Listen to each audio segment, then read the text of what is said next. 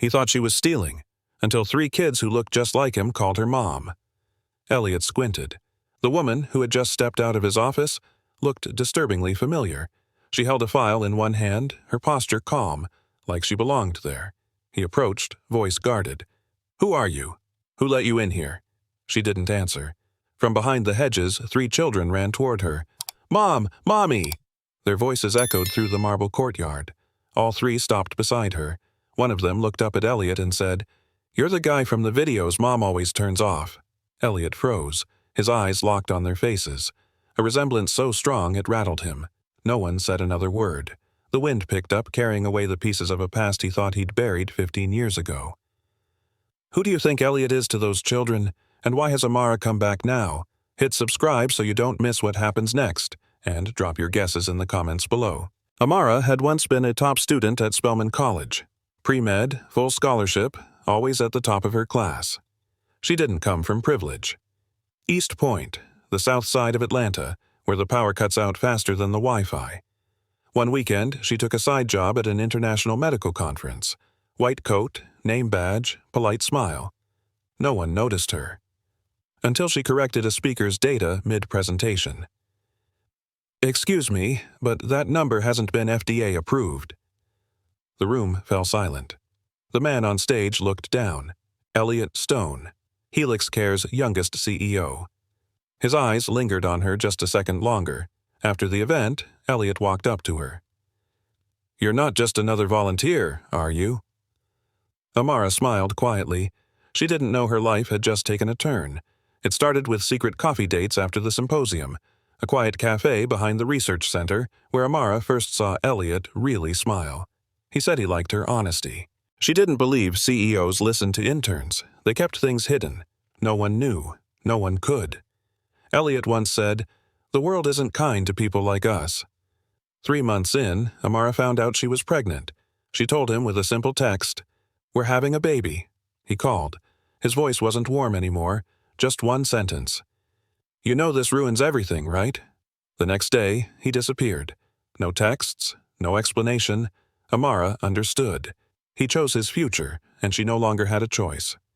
A week after he vanished, Amara received an envelope. No return address, inside a $250,000 check and a handwritten note. "I hope you'll be reasonable.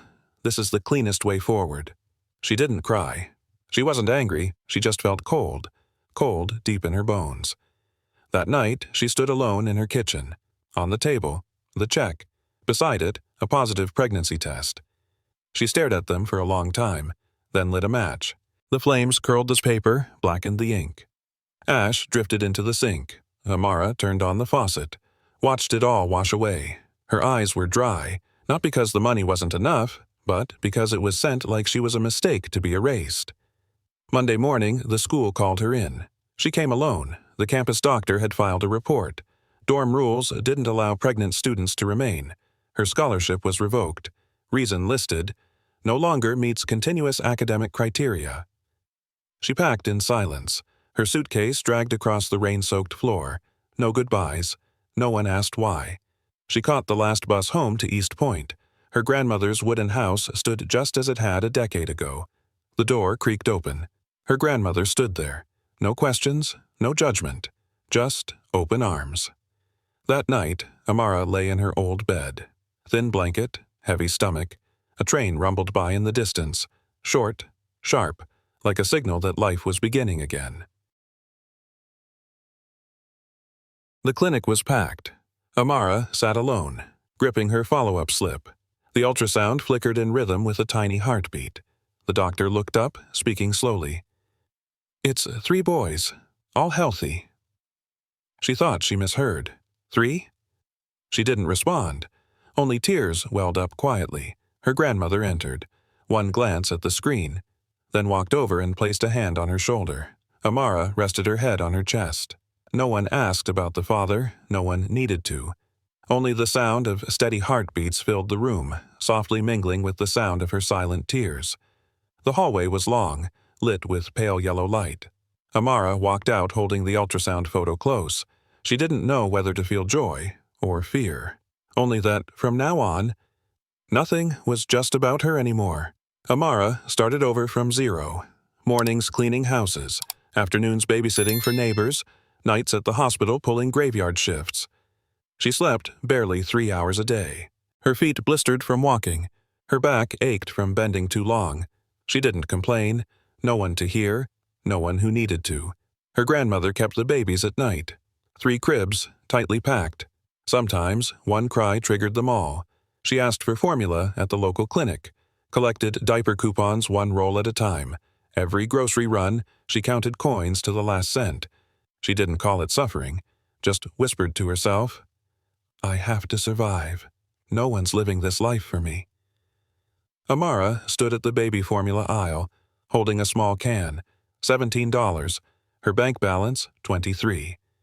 She glanced at the checkout. In her cart, instant noodles, 3 cans of milk, a prepaid data card. Her hand lingered on the card. Internet meant education, but the babies needed milk now. She put the card back on the shelf, paid quietly, and walked out. That night, she lied to her children. "Mommy already ate at the hospital." The boys sipped milk and giggled, not knowing their mother sat by the window, stomach empty, staring into the wind as the last light from her phone faded with the end of her data. Blurry screen, glitchy audio. Still, Amara kept rewinding a 2-hour machine learning lecture. No new laptop. She used a broken one, missing keys, cracked hinge. Took notes on torn paper, covered in formulas. Every night after the boys were asleep, she turned on a dim light, sat on the floor, one earbud in, one hand writing, the other rocking a baby in a blanket. No mentor, no guidebook, just grit. And one goal, to build something that saves lives, that no one could ever take from her again. Once she fell asleep at her desk, woke up to a blanket on her shoulders. Her oldest had covered her with a crumpled note, "Mommy's better than a superhero." Amara walked into the boardroom in a crisp white shirt ironed the night before. She presented clearly, an AI model for early heart disease detection in children. Accurate, efficient, backed by data. The 3 men across from her didn't ask about the algorithm, just exchanged glances. At the end, one smiled. "It's promising, but we're looking for someone who better fits our brand image." Amara paused. "What do you mean?" He hesitated. "Your hair. It's a little too bold. Our clients are used to a more polished look." She nodded, walked out without a word, then reached up, removed the clip from her hair. Her curls fell, full and proud. Down the hallway, under every stair, she walked tall, head high. "So tell me, what would you do if they told you your hair wasn't good enough?" Leave a comment, because Amara's story isn't just hers alone. Tuesday afternoon, the elementary school called Amara urgently. She thought one of her kids had gotten into trouble, but when she arrived, police and an ambulance were already there.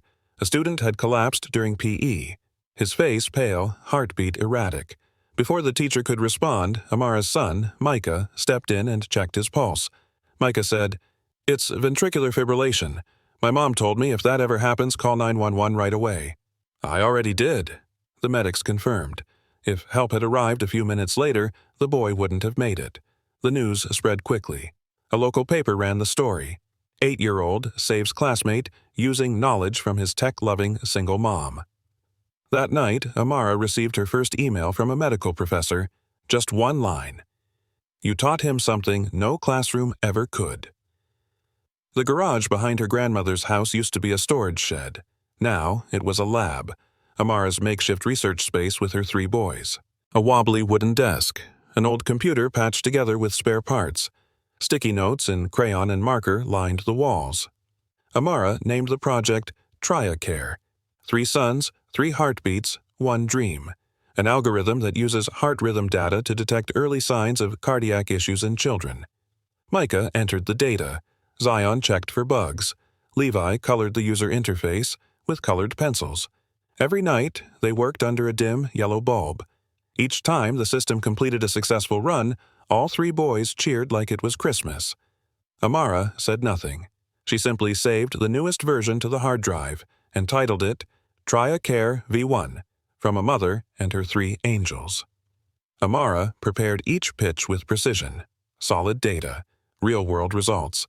Her algorithm had saved lives, not just sat on paper, But every time she stood to present, the investors' eyes all looked the same: cold, calculating, distant.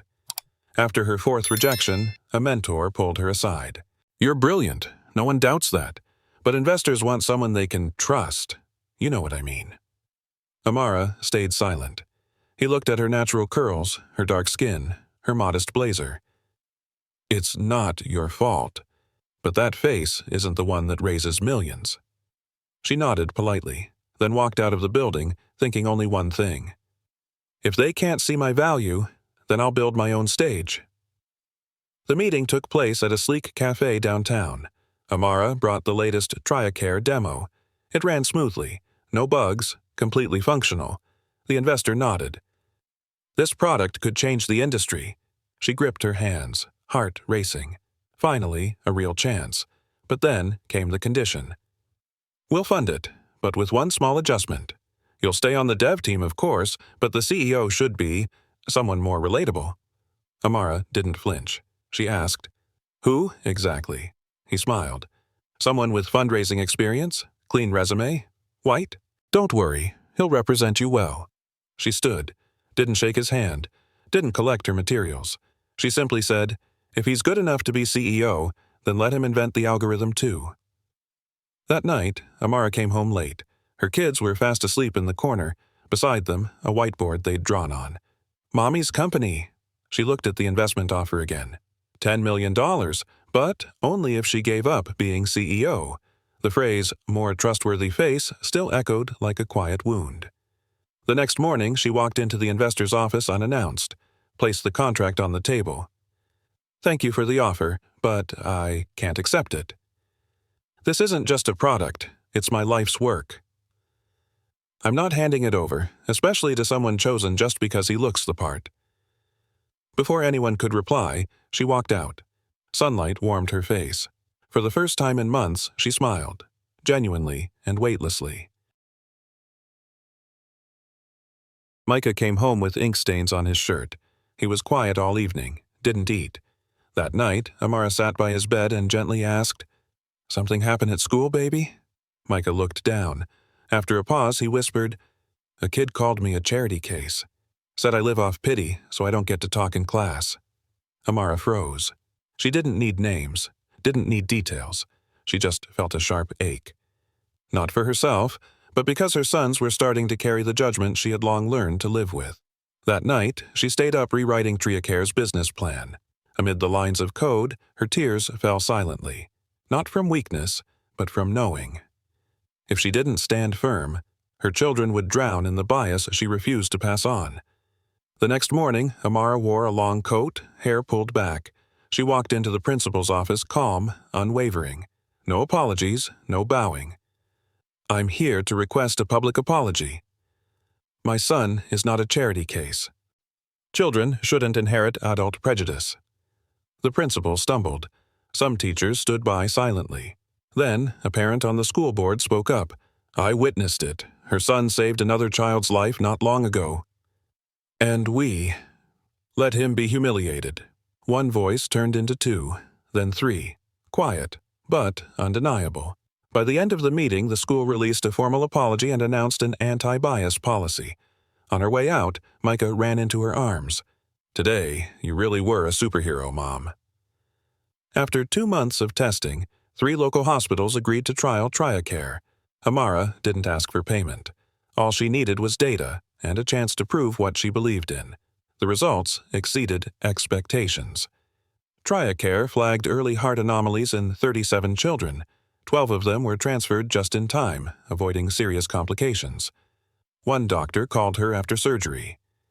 "If your system had been a week late, that child wouldn't be here. You didn't just write code, you saved a life." The report circulated in the medical community. A nonprofit reached out, offering a partnership.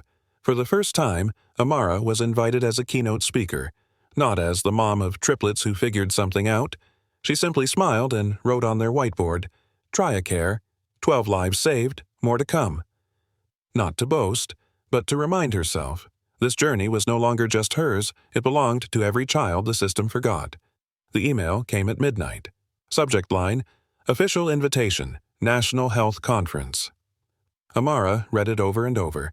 Not an attendee, a speaker, main stage, thousands of experts, the biggest event in national healthcare. She bolted upright. Micah rubbed his eyes. "What's the good news, Mom?" She didn't answer right away. Instead, she pulled up a photo of her boys in their cribs, then whispered, "I've been invited to tell our story to the entire country." All three boys jumped up and hugged her. "Are you going to wear a superhero costume?" Amara laughed. Not this time. This time she didn't need a cape, just her truth. The same truth others once said had no value. The auditorium held thousands. Spotlights lit the stage. Amara's name appeared on the giant screen. But just as she stepped forward, the power cut. The room fell silent. The screen went black. Technicians scrambled. Someone whispered, "We'll have to cancel. It's not recoverable." Amara walked calmly into the darkness.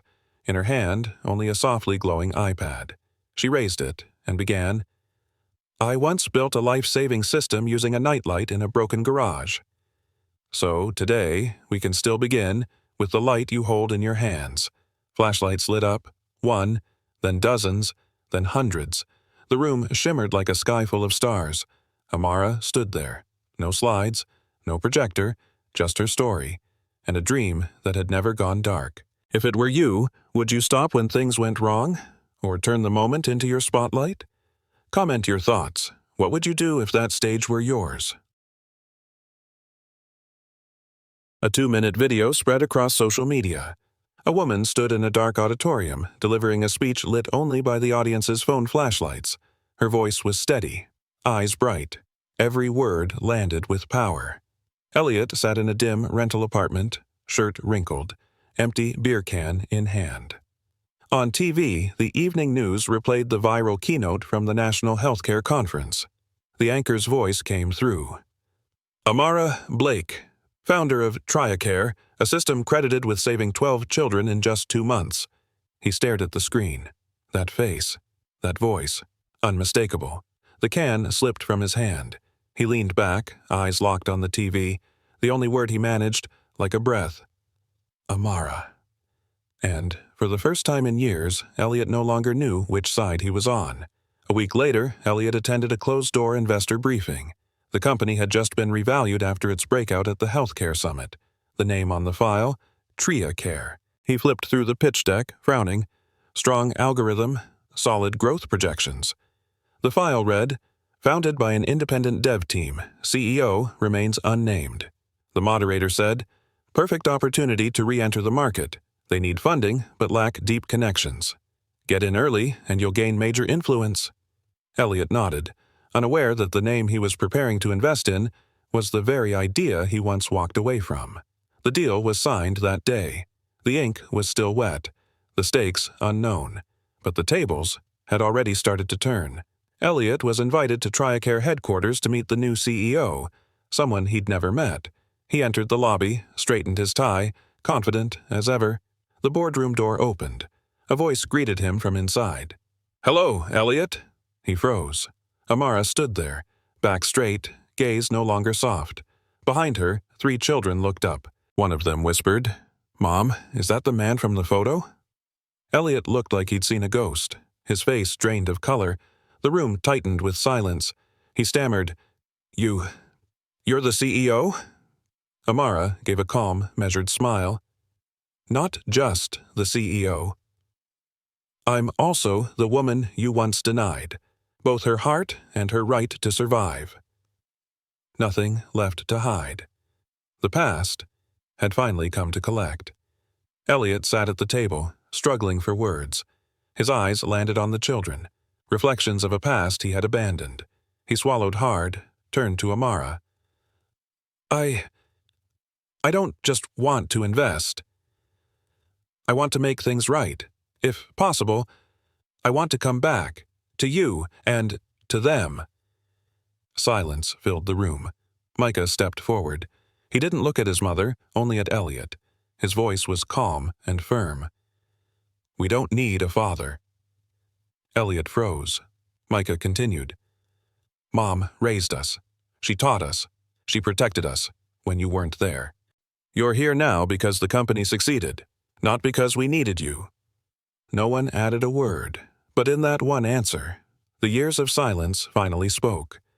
Amara opened a drawer and pulled out something wrapped in black velvet. She placed it on the table and gently unwrapped it. Inside was a simple wooden frame. In the center, a scorched piece of paper, the old $250,000 check, edges burned, still faintly legible. Elliot stared, speechless. Amara said softly, "Back then, when I was at my weakest, you sent me this, with the condition that I disappear. Now I'm strong. And I don't sell myself anymore, not my silence, not my mind, and definitely not my heart." She slid the frame toward him. "Keep it. As a memory, or as proof that you once chose wrong." Her tone wasn't bitter, it was sharp, like a blade honed by years of quiet survival. Elliot stood, gathering his papers slowly. No one rushed him. No one asked him to stay. Amara remained silent.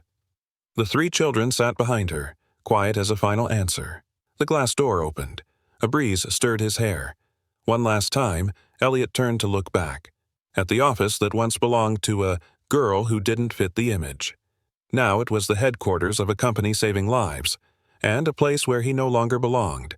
If a camera had captured the moment, his hands would be trembling, not from cold, but from the realization that everything had slipped away.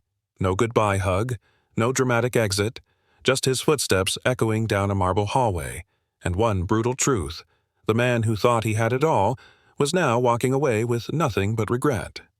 The auditorium was bright with spotlights. A large screen displayed Community Health Impact Award, TriaCare. Backstage, Amara's hands trembled, not from fear, but from memories. The garage, the hunger, the night she had to choose between formula and Wi-Fi. The host announced, "This year's award will be presented by the three youngest co-founders ever, Micah, Zion, and Levi Blake." The audience chuckled warmly, then erupted in applause. The three boys walked out in tiny suits, each holding a piece of the award. Micah beamed at his mom.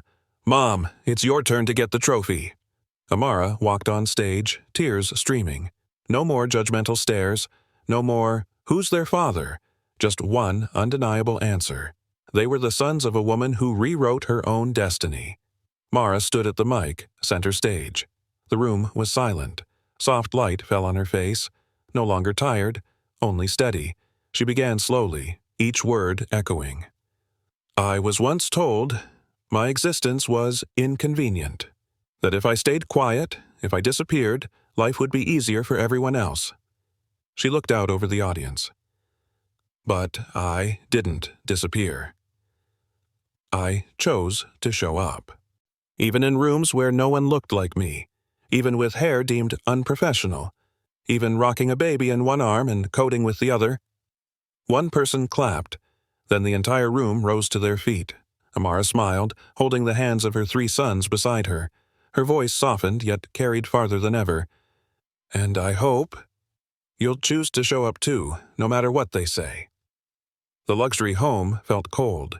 The TV was on, streaming the TriCare award ceremony. Volume low, just enough to hear. Grace, Elliot's mother, sat still on the velvet sofa, hands clasped around a lukewarm cup of tea, eyes fixed on the woman giving the speech. Amara, still the same girl, but now radiating a strength Grace had once dismissed. Three children stood beside her, polite, bright, and uncannily like Elliot. A long sigh escaped Grace's lips. Not for the money Elliot had lost, but for something she had never had the courage to face. Her voice trembled, as if speaking to herself. "We abandoned our own bloodline, just to protect our reputation." No one answered, only the sound of applause from the TV, echoing through a house that once believed it had everything. Not everyone starts from the same line, not everyone is trusted, simply for showing up, but some keep going anyway, refusing to erase themselves from a world that finds them too different. Amara didn't win with revenge. She won by never losing herself. From the day she was forced out of student housing to the moment she stood on the country's biggest stage. Have you ever been rejected, simply for being yourself? Ever been told you're not enough? If the answer is yes, drop a comment. I choose myself. And if you believe this story deserves to be heard, like, share, and subscribe for more stories of courage. Because sometimes one click is also one stand.